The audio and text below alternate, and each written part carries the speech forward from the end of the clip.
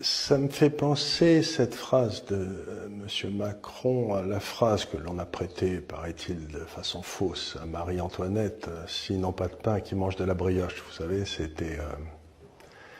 Les Français sont réfractaires au changement, mais de qui se moquent-ils? Parce qu'il y a eu, moi qui vis en France et hors de France depuis 60 ans, il y a eu des changements absolument inimaginables qui se sont produits en France, que les Français ont acceptés, plus ou moins bien, mais enfin qui ont eu lieu quand même, qui ont eu lieu très réel. La seule chose qui soit restée impavide, c'est la structure de l'État français.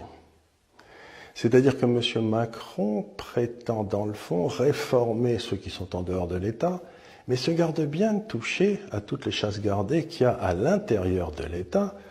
Prenons celle dont il est issu, l'inspection des finances. Le nombre d'inspecteurs des finances qui ont foutu des banques en l'air ou des entreprises en l'air qui les ont acculés à la faillite et qui n'ont jamais été en prison. Il n'y a jamais eu un inspecteur des finances en prison, alors que des entrepreneurs, il y en a eu un paquet. Donc, encore une fois, si vous voulez que M.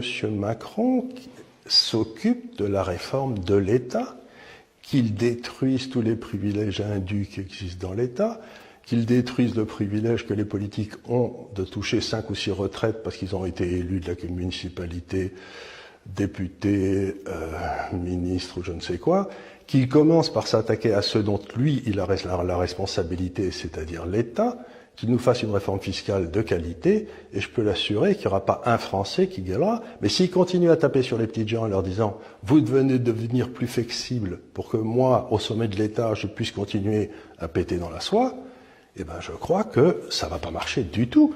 Je ne suis même pas certain qu'il terminera son mandat s'il continue sur ce genre de truc.